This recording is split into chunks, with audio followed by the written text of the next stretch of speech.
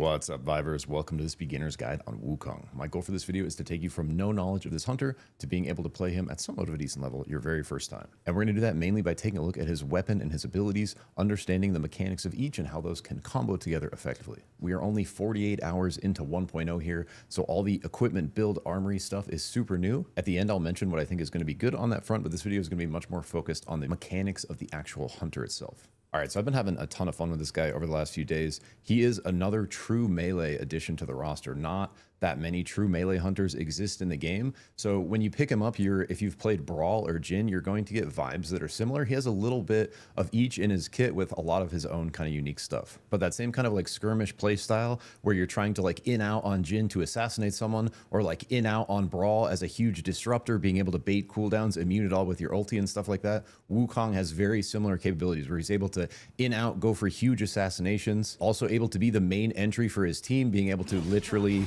have a huge iframe immuning everything while sort of misleading enemies with the clones. And in this new 1.0 world with a more spread out map and more abyss, Wukong is really going to thrive because literally is the king of abyss. He can just stand on his staff in the middle of abyss, and it's crazy. All right, so let's start it off taking a look at his primary attack, LMB Black Iron Rod. Tap for a 3-hit combo, including a quick burst of movement. So that looks like this if we just tap it. And we can see I'm not doing any input, with WASD, and my character is actually moving. So very similar to Jin, where you can use the LMB for a little bit of movement mid-combat. Wukong has a similar thing. It's not quite as pronounced. We can see on Jin, if I LMB, I get like a little bit more side movement, but the trick is you want to combo that with your WASD input, right? So if I auto left and hold A, or if I auto right and hold D, I go like pretty far in that direction, right? And so similar to like how Jin can dodge a Kingpin slam after he gets hooked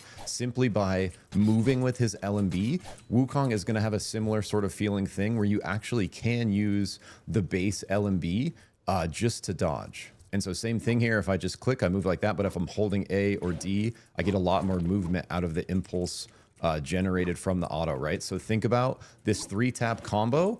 Really, the only time you want to use this for damage is like if someone's 1-tap and you just need it for the last hit. Otherwise, the flurry is going to be significantly better, in my opinion. The main way you want to use the LMB is for the kind of movement tech. And if the other thing that's really oppressive about it is it has the same kind of knockback on targets as the Brawl LMB. So as you're kind of doing this, whacking someone, like imagine you're whacking a strike here, you can kind of be dodging, using your movement and the impulse of your strikes to dodge, like ranged autos while you are, tapping with your LMB. However, like I just mentioned, I don't think the tap is going to be very effective if you're looking for damage. Much more effective is going to be this hold. So we take a look at this here. Hold for a flurry of attacks that ends with a heavy strike. Wukong is slowed while attacking. The big thing here is the follow-up strike on this is probably the biggest damage, like single tap of damage we're going to get out of our Black Iron Rod. So as soon as I let go of the hold, which I can do very early on, we see here, like you just have to hold it for a second, and you can get this second attack to come out. And this follow-up slam here is actually going to be pretty big damage. And this is going to proc like the circle on creeps. Like this kind of counts as an ability. So this will stagger creeps. It's also just like really good, kind of damage follow-up. And this also, the actual hold is also pretty good damage as well. And similar to the way when you tap this, both the hold and the let go also have a little bit of like knockback, like the Brawl LMB. So as you're kind of like doing this to enemy hunters, they're going to be like getting knocked away from you a little bit, but that feels kind of oppressive on their side as well. The other really good thing about this is spiking. So if you're playing out over abyss and you don't have your slam ready to go, and you're within any sort of range of someone, if you're just holding this while they're gliding, it's similar to pinning someone down with Ghost Spray, right? Where it's so many attacks coming out. If you have a little bit of elevation advantage on someone, you can literally just pin them down over abyss, where if they're falling and you're hitting their bubble with these, they basically lose, kind of the abyss battle unless they like 1-tap you with like a strike shot, right? So if you're right next to someone in abyss, this is like a really good option to force their heat up and turn it into a spike. The other really cool thing about the LMB hold is we can get a little pod racing Schmovement Tech out of it. So similar to the way Oath used to be able to swing his hammer, use the momentum from that swing, catch it in a glide, Wukong can do the similar thing. So check it out. When I let go of this, see how I get this forward impulse, like right when I let go, where my character, I'm not doing any input, right? He moves forward as soon as I let go. we basically want to capture that momentum in our glider. So imagine as soon as you let go, trying to jump and let go while you're in the air and catch that in a glide at the peak of your jump. So if I'm holding it, I jump, and as soon as I let go, I'm basically trying to catch the impulse of letting go into my glider, right?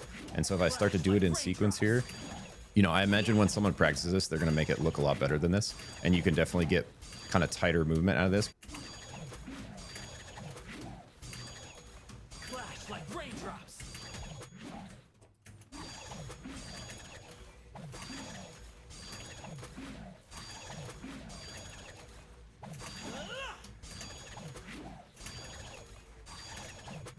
Something like that. And then the final thing to note about the LMB is if you press it while you're in the air, you're going to get this ranged projectile, which is, it doesn't mention anywhere in the tooltip. And it's basically it just changes the first swing of this combo into a ranged attack. So we can see if I click 2 more times, I still do the last 2 attacks of the combo after it. So basically, if you need a ranged projectile for any reason, all you have to do is be in the air and be at the beginning of your LMB tabs, right?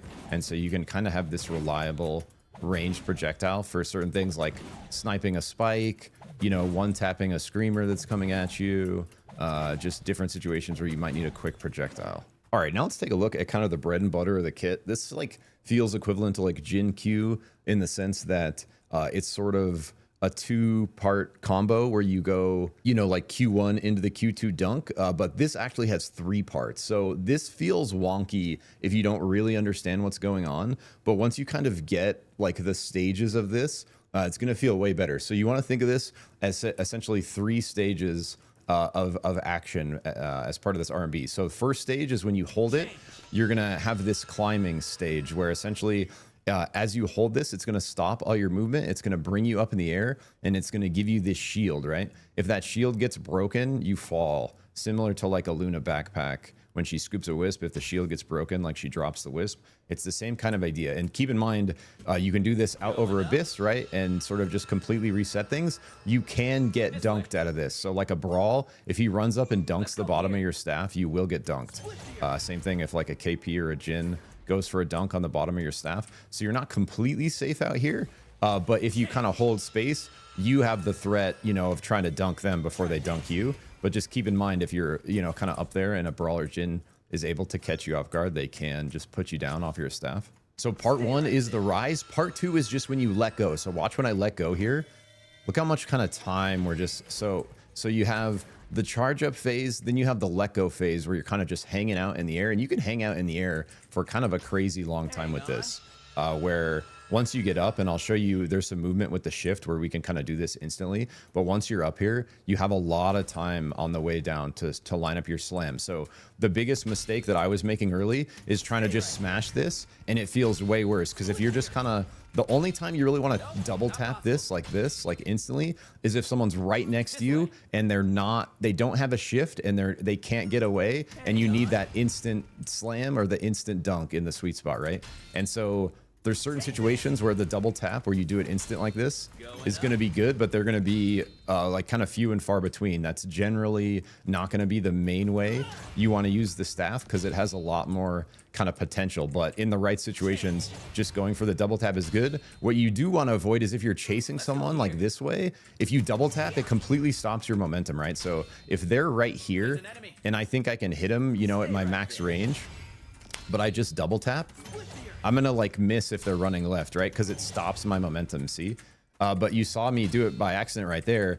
There is a way to basically glide it out. So if I don't double tap it, so if I don't hit the second RMB, right here I'm hitting RMB twice, just like smashing it. If I just hit RMB once, I like rise and I have hella time, right?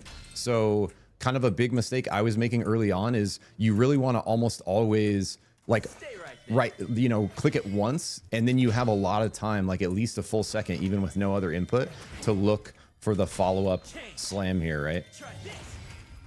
And then even like once you kind of hit the ground, you have like a split second to cast it still. So the timing is such where if I just tap it, like I can go all that time before I tap it again. And you can see right there, kind of the last spot we can tap it is like right when we hit the ground. That was just a second too late. Like right there. when we hit the ground, we can like go for the smash. So double tap when you need it for emergency close, stun and or dunk. Otherwise, just tap it once. Give yourself time to float and aim. Now we're going to talk about the shift kind of in tandem with the RMB, because I think the shift is incredibly useful with the RMB, because there's basically two ways you can use it to sort of engage from super far away with the RMB. So if we take a quick look at the shift, if we tap it, we get a quick dash on a shorter cooldown, and we get this little bit of elevation. You see he kind of flips up, which we'll talk more about. And that's a short cooldown, similar to Ghost Dash, right? Where basically the longer you hold it, the more cooldown it's going to have, but the farther it sends you. So we can also hold this thing and charge it up and jump and get a lot more kind of not only up, but also distance out of it. And you can see right there, as soon as I like watch my character, when he flashes white, that's like fully charged right there. So you kind of have a sense, it's like it's basically 1 second and you're fully charged with the dash.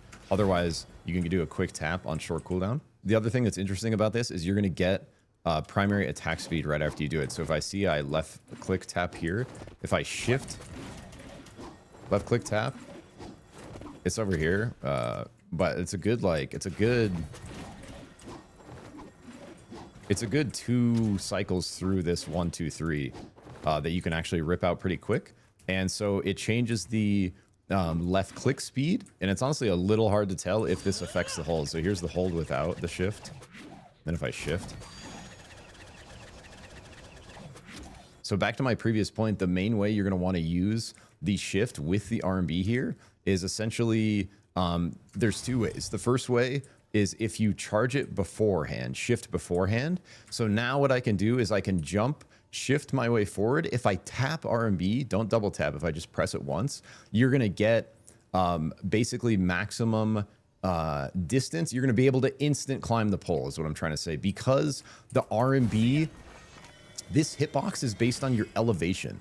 So like essentially if I do the RMB here, I have a small hitbox. If I do the RMB high in the air, regardless of how I get, you know, sort of high in the air, it's going to have a bigger, much bigger hitbox. So the hitbox is dependent not on necessarily how long you hold it. It's dependent on how high your elevation is based on the wherever the base ground level is around you. So because of that, if we want like a very quick entry, we can essentially skip this charging phase on the staff and go right into not quite the max height, but pretty close to the max height hitbox for our staff with the dash beforehand. So check this out. If I charge the dash and then just tap at max elevation, look how much bigger my hitbox is. I get almost to the max height hitbox of this just by, and I can do it instantly without having to charge my pole with the shift dash, right? So the first way to kind of insta up on the pole is just holding your shift, jumping and tapping, and then you have, we see like really long range, like from here to here, I can engage, and it can kind of come out of nowhere where you don't have this phase where the enemy sees you charging your staff and has any time to play around it. You can basically just insta it in, right? So that's the first kind of way to look for an entry. The other way is just doing it the other way around, where you're going to charge your staff first and then shift. So let's take a look at both. We can go all the way up. We can let go. We can just tap shift, and that'll get us pretty far. And then our shift is going to be back up really quickly because it's the short shift, right? We can also hold shift after we've held the staff. So if we have a fully charged staff here, and then I let go, hold shift, bro, look at how far I can slam. It's absolutely disgusting how far away you can engage and or dunk with this character. Imagine people are crossing here. They have no idea I'm here. Like the speed and the angle and the distance from which you can dunk is actually insane. So using the RMB, kind of the bread and butter here that I've felt is like really good for entry, for like engage. If you're kind of the main like in for your team, or if you're trying to like 1v3, is essentially either going in with the shift into the instant staff or charging the staff first, going with either a short shift if they're close, or no shift at all if they're super close, or a hold shift after you're all the way up. And this will, you know, basically get you like max distance, kind of the furthest away you're going to be able to slam, right? And it's the same thing where you have a really long time before this times out, right? And you can see it's going to time out a little before you hit the ground on the fully charged one. So if I'm all the way up here and then I fully dash my, it's like right here I have to slam because it's going to time out a little bit sooner than otherwise. But anyways, the potential of the RMB with the dunk is just crazy, right? And the other thing I forgot to mention is the sweet spot for the RMB is this middle part, right? So if you hit anywhere besides this middle glowy part, you're just gonna slow and you're not gonna dunk. If you want to stun or if you want to dunk, you have to hit this glowing bar. And that's the reason why doing it from high up makes it much more reliable, because it's literally going to give you a bigger hitbox, right? If I do it on the ground, it's a tiny hitbox for that sweet spot. If I do it, you know, at the max height of my pole, it is a freaking giant hitbox for that sweet spot, right? So that's kind of even more reason to try to do it from high up. The other thing is that enemies are going to be able to see this hitbox. So as soon as I do this, they can see this rectangle. It's a big red rectangle that I'm aiming, similar to like Strike Laser, right? Or there's a lot of abilities where you can sort of see where the enemy is aiming. Ghost Laser, basically things you want to flick, because you want to catch enemies off guard. So you see me kind of already like spinning my staff. That's basically because I don't want to just, if an enemy's here, I don't want to, you know, if I'm going for an entry, just hold it like this, because they see that the whole time. They're like, they have like 3 seconds where they're like, oh my God, I'm going to get slammed. I'm going to get slammed. I better dodge. I'm going to get slammed. But if I do this, that's another thing. You can actually change your momentum if you time it right with the RMB. I did it by accident there. But basically, once you're up in the air in that second part of your staff hold, you want to not let them predict this hitbox. So you want to kind of swing it around and flick it for the final movement. So for instance, I'm trying to like slam someone over here.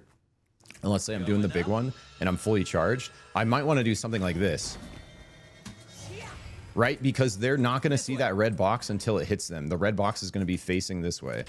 And so, you know, just keep that in mind. This is going to be like a subtle thing to just get really good on Wukong, is if you really want your dunk to be unreadable, you want to kind of spin it around and like flick it same way you would if you're trying to like auto on strike, right? And there's certain times where it gets yaw locked is in part of the animation, but in general, if you're spinning after you press the RMB, like you're not going to get yaw locked at all. So you can literally, you know, do a full freaking like whatever 1080 into a slam, and they're going to have kind of no prediction on that hitbox until it's on top of them. Now, this is certainly a JMO tooltip. If you know, you know. We love the guy. He makes crazy characters.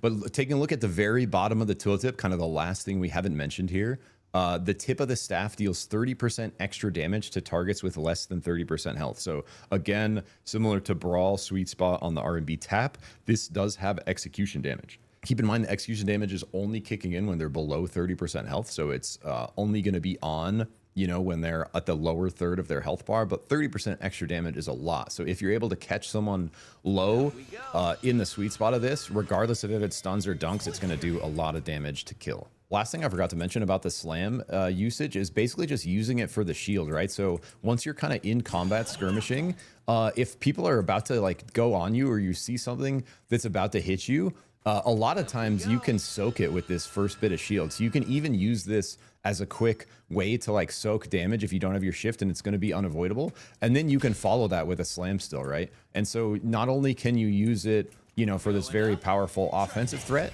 you can also hold it, or if it comes back on cooldown while you're skirmishing and using your other abilities, you can use it as like a quick reset, where if they're about to do something big to you, you can actually shield it, kind of iframe it, just soak it with that shield, and then, you know, and then you're back into your airborne slam mode. All right, so we talked about the primary fire, we talked about the RMB, and we talked about the shift kind of in tandem with this because they're so intricately connected. I think that's a perfect time to talk about the passive, because the passive is intricately connected to the shift. So it's called Treetop Acrobat. Jump against a tree to perch on top of it. Perching on a tree resets Cloud Somersault left shift and reduces glider heat. When you're perched on a tree, enemies lose vision of you. So on Wukong, if I run up to a tree, nothing's going to happen. But if I'm in the air in any kind of elevation, it's going to put me on the tree, right? And the input for this feels a little wonky, where now if I use directional input, like so let's say I hold W right here, it's going to flip me off, right?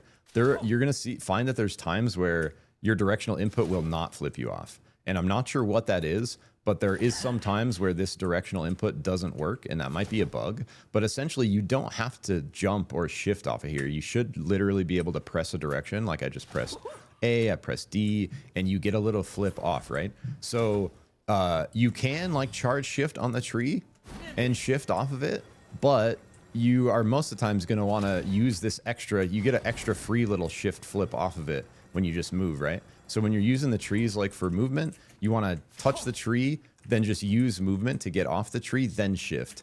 Like, you know, here, then into like a shift glide or something like that. The other really important thing to keep in mind is if you are in the tree, enemy lose vision of you. The only time they're going to gain vision is if you do something. So if I try to do something like this, they see me now.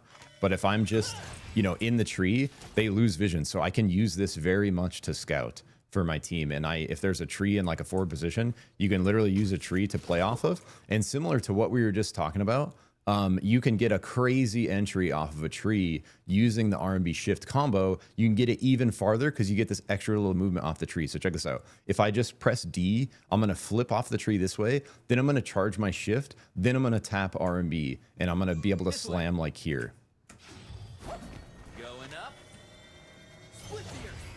Right? So you can basically like use a tree to kind of have invisible entry into a fight and really, really catch people off guard. A tree by abyss like this, same thing, where you can really just, you know, kind of come in and slam someone out of nowhere very quickly before they even know what's happening. All right, so in general, like when you're on the actual BR map, like whatever biome you're in, whatever like little island you're on now, is either going to kind of have trees or it isn't, depending on the biome. So on a spot with trees, you can get this crazy movement where your shift is resetting every time you hit a tree, right?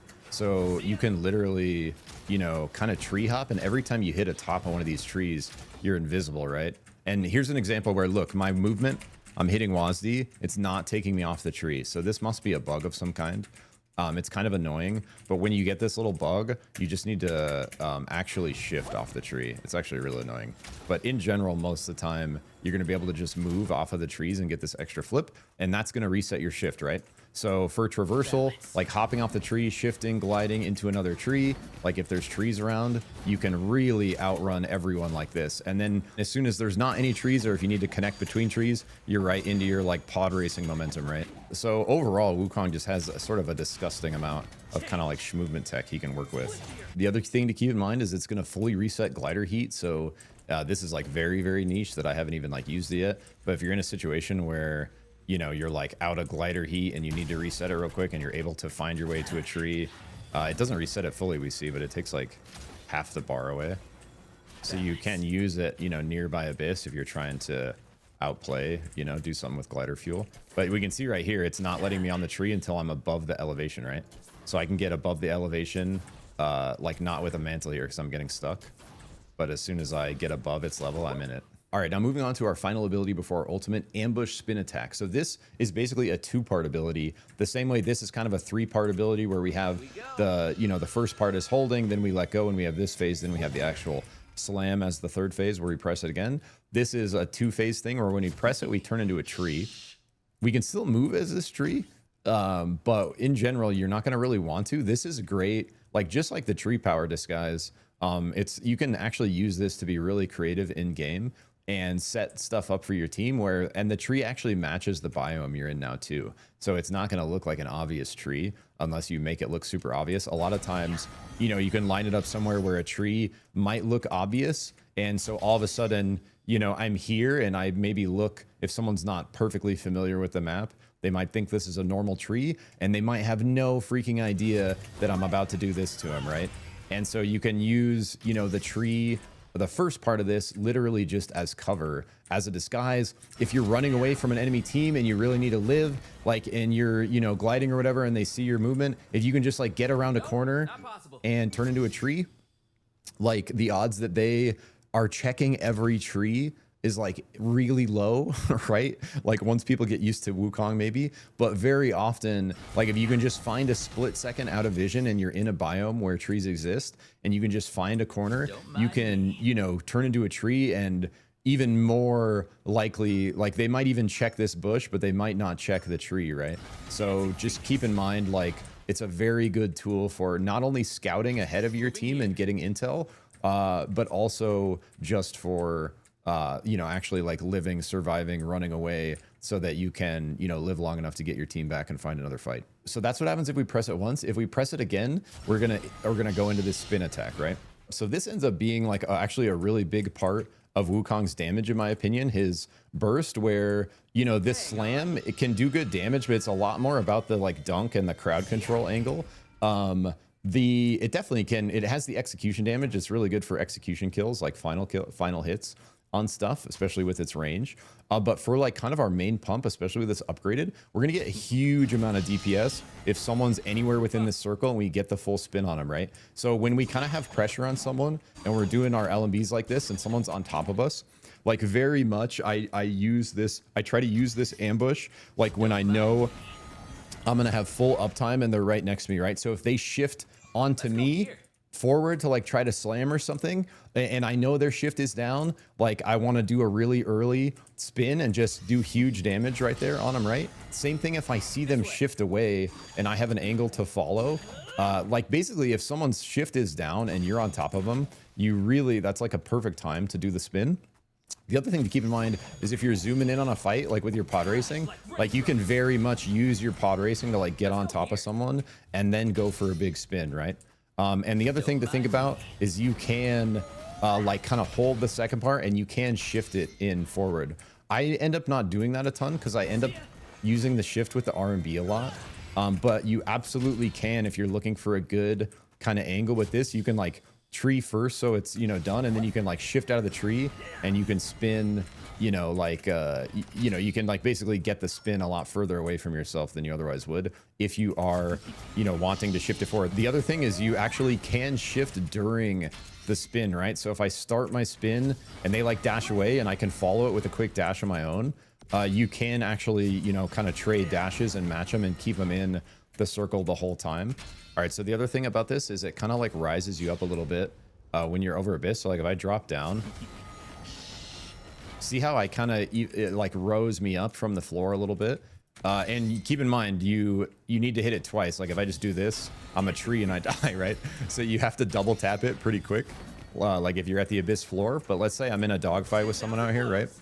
My slams down, I miss my dunk or whatever, right? And especially if they have the Abyss angle like above you, like if a ghost has more elevation over you and he's just like spraying, right? We can drop down to the floor instead of gliding. I can double tap, not like that. You gotta do it like split second sooner. You know, like if I'm like falling to the bottom here and I'm like feathering and like ghost is above me and I'm trying to like not get spiked, using this, especially if the ghost is on me, that's gonna put damage and heat pressure on his glider, and it's gonna let me rise up above his elevation while he's falling. I'm gaining elevation without gliding, right? So using the spin slash, and if we have the extra duration on it, we go up even higher. So I've found that using the spin attack over Abyss, like in dogfights, is actually really good. Like especially if someone has the winning angle on you, right? Like imagine I'm down here and a ghost is above me, but he's falling. If I can do this, and we see right there, like a lot of times the momentum will carry you down. Like if you're gonna do it without feathering, you're gonna do it like, yeah, even that's too late. You gotta do it like, don't mind me. There, that's probably like as close as you're gonna get it if you're just straight falling. However, you're gonna have like a much more lenience if you just do a quick glider feather at the bottom, right? So if I'm like falling and I, you know, do that at least stops my momentum enough. It was on cooldown, but that at least stops my momentum enough to where I could, you know, definitely get it in. So you can do a quick glider tap to like guarantee it. But anyways, my point is this not only puts out like a ton of damage pressure to build up heat, it also gives you a couple seconds of essentially floating, similar to the way you kind of can with the RMB. And that's going to really help you, you know, when you're kind of in these dogfights. Like I mentioned earlier too with the LMB, same idea where if you have sort of elevation over someone and you're hitting their bubble with this, you can literally hold it on their bubble, because what you're doing is you can hold it all the way down. If you're above them in elevation, you have the winning angle. They have to glide before you, right? So if you, like, you know, let's say I'm fighting that same ghost and I'm above him now. If I have his bubble here, I hold this until he glides and dies. And I will always win that unless he has like a shift and he can get out of this, because this does so much damage pressure. It's going to put his heat to full like instantly, and as soon as he tries to glide, he's going to get spiked, and he has to glide when he reaches the abyss floor, right? So if I have the winning angle and I'm holding this on a bubble, it's like guaranteed spike. All right, finally coming to the last ability, which is insane. Probably, honestly, maybe the strongest part of his kit. The RMB is insane, but this is actually insane because you can get 6 RMBs with this. So Wukong disappears, becoming untargetable before splitting into 5 clones that dash and attack in all directions. While vanished, aim with your mouse to determine which direction the real Wukong travels. Wukong health bar is hidden during this attack. The clones last for 9 seconds. So basically, there's a couple different ways you can think about this. The first way, the easiest way, the most obvious way to use the ultimate is as a defensive to iframe, right? So if you are in a situation where you're going to die, enemy team is engaging on you, you're caught in some crowd control, and right when it ends, you need to try to make a desperation move to live, you can literally just press R, and you are going to be literally unhittable. Like, so check it out. When I press it, see this invulnerable bar? I literally can't get touched there, but then also they have no clue which one is me when I do this, right? So the only way they would is if I kind of give it away. So check it out. When I press this, all my clones are going to come out and do this kind of like dash. And depending on where your cursor is at is going to determine like which of the clones you kind of take over, right? And that's the direction you're going to move in. Now the clones, their behavior, it's not like a Jin clone where it's going to like match everything you do after that. It's literally going to do the first ability you do, or like primary attack. So basically the first attack you make after using the clone is what all the clones are going to mirror, right? So if I press R and hold LMB, we're going to get a crazy amount of, you know, LMB damage through. And by the way, I don't know what percentage of Wukong's damage the clones do, but they absolutely do damage. Because one of the most powerful uses of the R in team fights is if you use it, especially if you use it for like a defensive, if you follow that with a spin, this actually puts out so much damage in an AoE around you that you really can like cleave team fights very well with simply an R into a Q is going to very much like change the tempo momentum of a team fight. If you just dash kind of in the middle of everyone and, you know, put out all this ranged AoE pressure, it's going to really split the fight. It's going to force, like, especially if you do that to the back line, it's going to force them back. You can get the, you know, whoever the engager is split out, your other teammates can kill them while you know, and as soon as you do that, the back line turns on you, you immune some damage with your shield, go into like a crowd control slam, follow it up with your LMB combo, right? So you have like a lot of options out of the ult. Not only can you do those two, you can also do the RMB slam, right? So if I ult like this, I can have all of them charge. I can let go with all of them, and we can all literally slam the same spot. And it's so disgustingly overpowered, this part of the ultimate. So essentially, think of the ult 2 ways. I can use it to iframe defensively. If I do that, I can, you know, kind of follow it with something like that to trade damage pressure. I can also just use that offensively, right? If I see a team fight and I just want to cleave without even worrying about the iframe, I can just use my ult and trade damage with my spin. I can do the same exact thing. Like, let's say for whatever reason, my slam and my spin are down and I ult. I can do the hold. And if I turn it back to the middle and like someone's here, like all of these LMB holds are going to be hitting them, right? And then I think, honestly, the most powerful one offensively, especially in the right situations, is going to be the RMB, because I can do this, and they literally, if I don't make any extra movements, they have no clue at this point which one of these is me.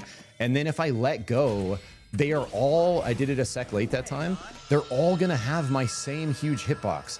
So look, and they'll all slam where I slam, and all those will dunk, so, and stun. So, you know, in a situation where you have a lot of people over Abyss, if you're able to do one of these and actually get your clones charged up and have them all look in a direction to slam, like, it's a crazy amount of hitboxes and sweet spots that you can have kind of over the top of a fight.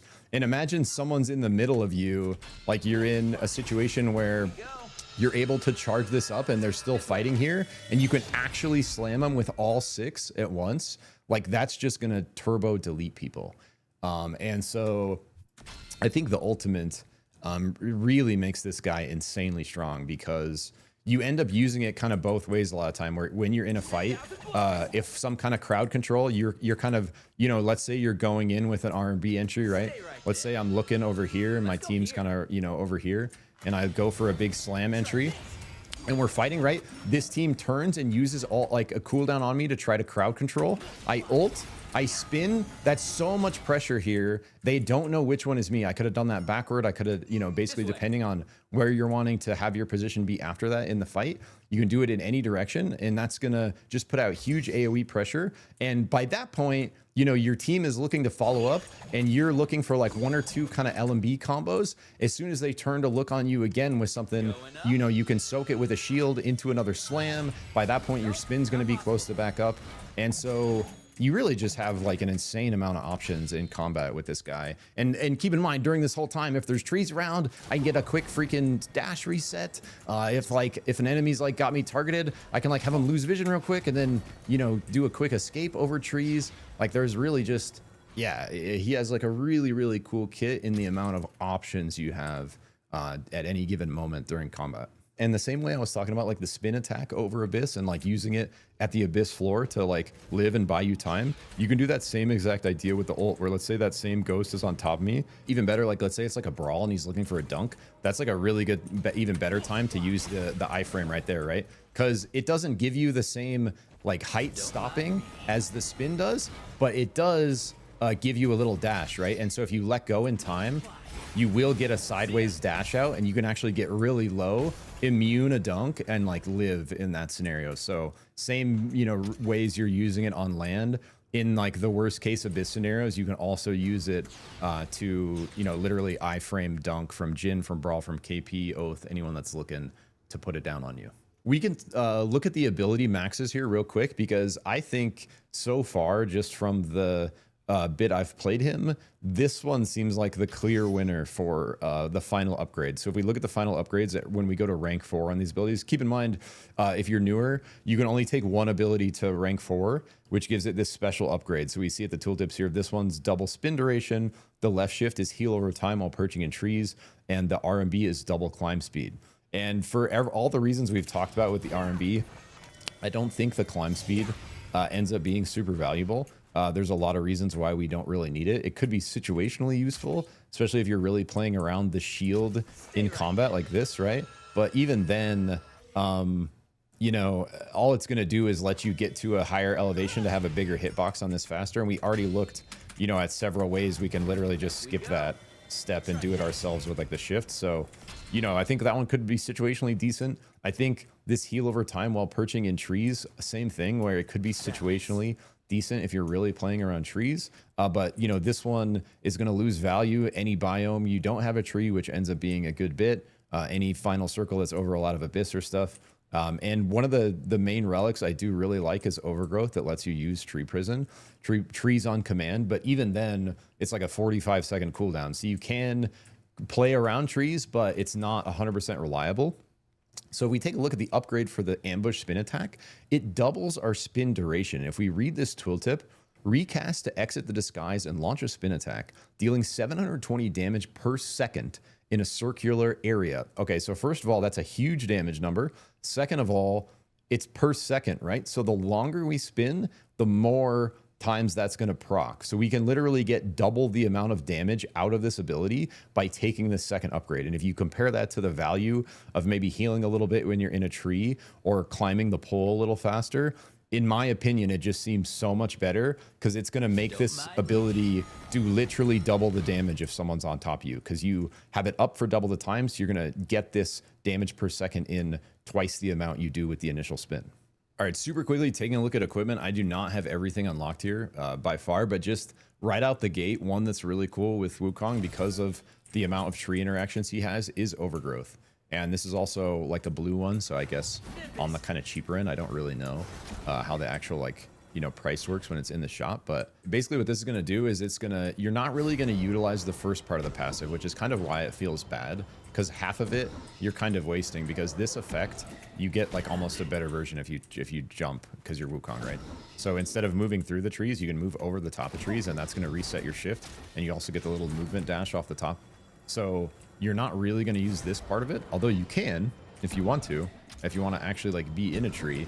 But I think enemies will still have vision of you there, whereas they lose vision of you up here. The main reason this is good is because you can use it to make trees mid-fight. So if you're in a biome or something that doesn't have trees, you can use this mid-fight to like try to trap someone, right? You can also use it like pre-fight as something to kind of play around, right? Where imagine, you know, I'm like looking for, there's an enemy team here and my team is here. I can throw out these trees a little preemptively to where I can kind of scout, gain vision, force them to try to like knock down the trees while my team is looking. And then, you know, while they're distracted, like knocking down the trees, and we can see the trees don't last forever, right? It's the tree prison. So they do despawn. They're not permanent trees, but you have quite a bit of time where you have this kind of space to hop around, and, you know, you have a pretty reliable way to get this kind of dash reset off the top of trees. So this is like, you know, I think like in the right hands, this could be insanely good. I will say it's like, especially starting off on Wukong, it's kind of hard to like utilize well, but it is cool always being able to throw down trees no matter where you are on the map and leverage the power of this passive. So just kind of like as a fun one to start with, I think Overgrowth is actually really strong on this guy. Now, taking a look at the actual armory here, I think like the Bis relic on this guy is going to be this Isochron's time staff. And I think this is like, it's going to be the best relic on a lot of hunters because this is just outright an insane amount of power. 35% ability haste. That's equivalent to, you know, more than what a single tech blade was in the last system, right? That's getting close to like double tech numbers. And so just like first pass looking at this stuff, I think Isochron's time staff is going to be the best relic you can get probably in the end. And then this is like a really fun one to mess around with and enable the tree passives. I do think a lot of these other ones can work, right? And I've tried most of these ones I have on the same idea of the ability haste. You could also pair the time staff with the songbow.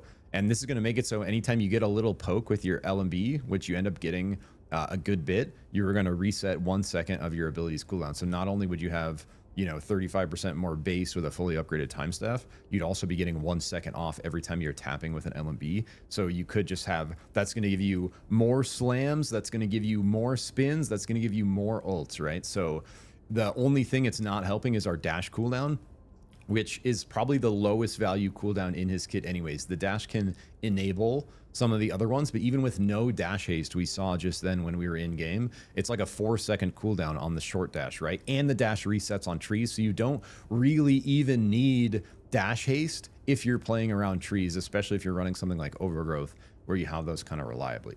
Again, there's a lot of really cool things in here that could be good. You know, something like extra attack damage while sacrificing range, something like more of a health stack. I tried a couple of Essence Reaper games with Vive Infuser. I think Vive Infuser not quite as powerful as it is on other hunters because of what we were just talking about, not building dash haste. However, if we're short dashing, that's every like 4 seconds. Even with no dash haste, we're getting heal off of this. And if we're tree dashing, which is instant reset, we're getting unlimited procs of Vive Infuser, right? So if you're going for more of a beefy setup, I think something like Essence Reaver Vive Infuser could feel really good for just like, you know, kind of living.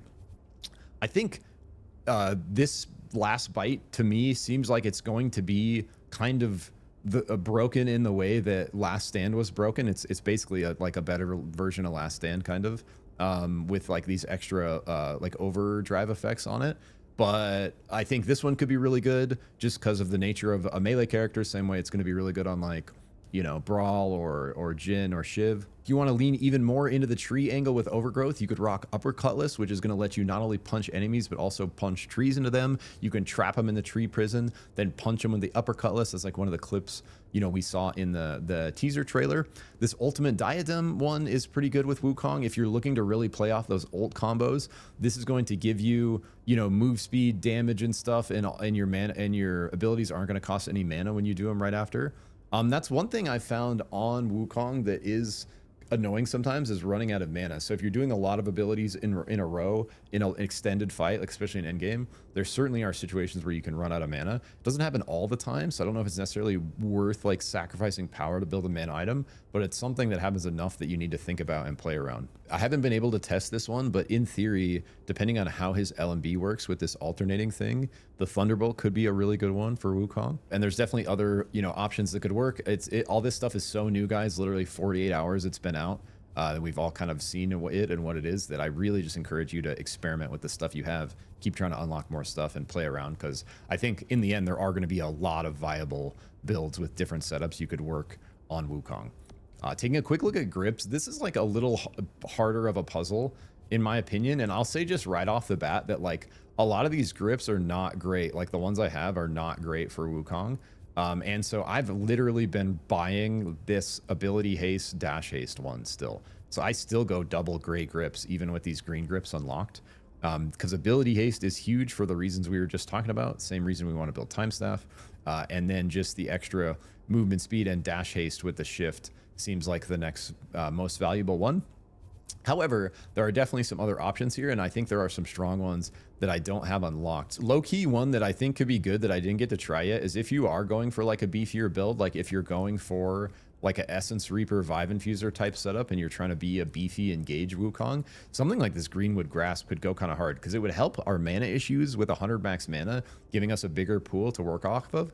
And then we're just going to get this basically expanding health stack going on, right? So I think something like this, like if you're looking to be beefy, kind of more like tank engage Wukong and play around your staff shield and like your entry and stuff a lot more, something like the there's a health one of these. Yeah, this one. If you went like Titanic Bond, Greenwood Grasp, Essence Reaper, Vive Infuser, like you're gonna have a bunch of extra max health and you're gonna be healing every time you shift, and every time you hit a tree you're being able to instant shift again. So like that's just an angle for I think like a different kind of Wukong look where you're leaning a little away from the cooldown reduction. You're not going to be able to do your crazy combos and abilities quite as much, but you're going to be able to have a bigger health pool and be able to heal more like on your entry and escape and stuff. So especially starting out, that might be a really good angle. I think you literally want to buy this ability haste, Gloves of Haste, until you get the ability haste one in here, which is this chrono gauge. So I think essential almost is running these Gloves of Haste until you get chrono gauge, and these will probably be our primary grips, just because of how important I think ability haste is. And then you know, we have this built-in increased amount of haste effect when we're actually hitting enemies with abilities. So I think probably this is going to be the winning grip overall. And then we could complement that with something like dash haste, which the upgraded version of these Gloves of Speed would be the rabbit paw. And so we could look to do a little more dash haste type stuff if we wanted. We could also look for an interesting angle. Shout out to IboG, who is hanging out my Twitch chat and is also playing Wukong. He was talking about how he really likes Frozen Palm Long Claw Optics, which I thought was like an interesting look. So this would basically make your LMBs go further. Like, so imagine when you're holding it, you're actually going to have 15% more range on your little pokes. And then anytime you're hitting a spin, anytime you're hitting the slow, like if you miss the sweet spot of your slam and you hit the slow part, any of your abilities are going to get an extra slow. So like you'll get like a mega slow off of your RMB with this. You would get a nice slow off of your spin. This would help like keep people in your spin more. So there's definitely going to be other options that are cool, right? So maybe, you know, something like Chrono Gauge, Frozen Palm for kind of that slow utility, or, you know, Chrono Gauge something. Like if you're not going to do the max health build, I think Chrono Gauge something, anything that you're feeling, like Dash Ace with Rabbit Paw, Omnivamp if you want to like try to heal off your damage, you know, Frozen Palm if you want to lean more into like the slow utility, I think are all going to be probably really good. And then taking a look at kicks, I think this move speed, dash speed one is just going to be a winner on like a lot of hunters. It just feels really good, the dash speed. You know, these are like second best because it just gives you better dash haste, which is just cooldown reduction on your dash with the move speed. But this is the same amount of move speed with actual more impulse, like literally more speed on the momentum of your dash. Thus, if we rock the rocket high tops, we can actually get our RMB engaged to go further, where I was showing you where we build up on the staff and then shift it forward. We're going to get more forward momentum out of the shift. Thus, we're going to be able to push our RMB dunk and sweet spot out further, right? So the rocket high tops are literally going to give you more engaged distance on your RMB slam. If you're playing more like Skirmisher, Monkey King, and you're not leaning into those crazy engages as much, Something like these Bloodlust boots, I think, could also be really good because as you're hitting people with your primary attacks, you're getting the stacking movement speed, and that's going to let you stay on top of people more for not only your spin, but also your autos. So I think Bloodlust boots could be good for like Skirmisher Wukong. Maybe this would be the setup for like if you were running the health setup, right? Like if you were running the Greenwood Grasp, Titanic Bond with like Vive Infuser, Essence Reaper, that might be a good angle to Bloodlust boots because you're like skirmishing in combat a bit more with the extra health and the dashing. Whereas this one, you're looking more to play into the cooldown reduction because you're using this dash speed to enable your combos, right? And then we get to perks, man. There's just so much good stuff here that I like don't even have a good idea of what to recommend because I haven't had the time to kind of parse through all these yet. But I think, you know, like continuing to unlock these and just run the ones that you think sound cool or are good, I think, you know, is kind of going to be the best bet here. I think outright a couple that are insane. This rapid metabolism is going to be great on any hunter. Consume Viber 20% faster. The value of that in combat is just really high. This one's really good too. Just extra coin across the game if you're going for like, you know, high kill games. And there's a lot of really cool ones in here that would be good, right? Like we have like scuba gear, basically. We have like armor shredder when we get in combat. This would actually be really good for us because we run low on mana. So dash engine restores mana over time. Yo, this forest blessing one actually we need. So if there was a second one that's really good behind this rapid metabolism, it's this forest blessing because that's just crazy with our tree interaction and with the bit of mana struggles we have. Like this would basically solve our mana problems, especially if we were rocking overgrowth. I think Grace is going to be really good as well for kind of like the movement speed across the map and entry and stuff. This lockdown one, crowd control and boop, with the way our LMB knocks back and the way our crowd control, the amount of crowd control we have with the slam, I think this one could be good. This one's just extra Prisma, obviously could be good. But yeah, there's a lot of, this one could be good if we're rocking like Tree Prison because of, you know, we could reduce the cooldown of getting our trees out. You know, I think a lot of these could be really good. So I think just, you know, continuing to unlock these are kind of the end game ones, right? Where I think the perks are going to be basically the last thing you fully unlock in this journey because of the amount there are and they seem like rarer. And that's the same way it plays out in game a little bit, right? Where you have like, you don't get your perks into like the last things, right? You're trying to get like your grips and then your kicks and relics, and then like your perks are kind of the final like slots to fill to lock in your ultimate power. But anyways, yeah, I think just unlocking these and experimenting with what feels cool is going to be your best bet. Boom. So that is basically everything I have figured out so far on Wukong. I hope that was useful for you. I hope it was valuable. I do, you know, recommend this hunter a lot. He's really fun. I've been having a really good time on him. I'm probably going to train him a little bit until the next new hunter comes out, which I will be repeating this process and maining that new hunter until I can make a guide.